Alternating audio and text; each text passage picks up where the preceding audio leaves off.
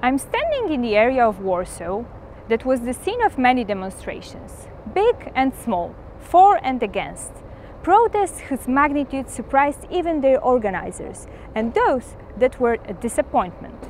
Demonstrations are a good example of a complicated process. Throughout the course, we will be using this example in order to investigate social dynamics and to explore how modeling and simulations can help deal with analyzing it. Of course, it's not only about demonstrations. You can apply this approach to a variety of different social processes: consumer behaviors, elections, ecology-related choices, or educational decisions. So, let's think about the dynamics behind every demonstration. In order to analyze it, we'll be paying attention to the way demonstrations come to life as less or more individuals decide to join them. But before we start analyzing this process, let's just look for a second to a protest as a phenomenon. In general, before there's a protest, there has to be an issue that makes people eager to voice their opinions. Usually, it's something they are unhappy about.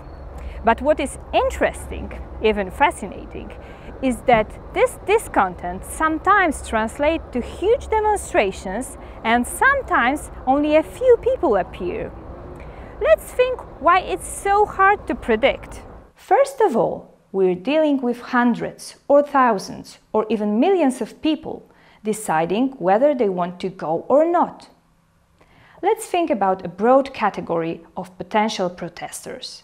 All those who could go. It doesn't mean that they eventually decide to go, in the same way as potential customers of beer won't have to buy it, but advertisements are addressed to a broader audience than just the buyers.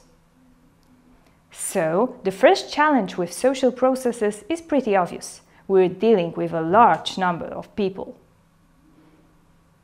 Secondly, people are quite complicated on their own. Individual decisions will be affected by their personality, awareness and attitude towards the issue in question, how busy they are, if they have children or not, even the weather may be important. In addition, people don't act independently, they interact and influence one another.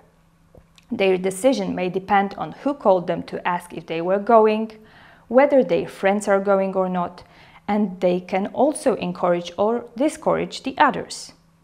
In different social processes, people can influence each other in various ways, both directly and indirectly.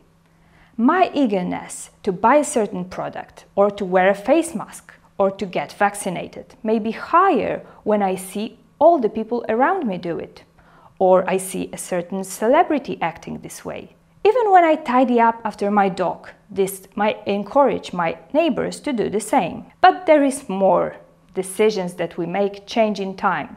Even if I'm not interested in a certain issue today, it doesn't mean that it will be the same in a week.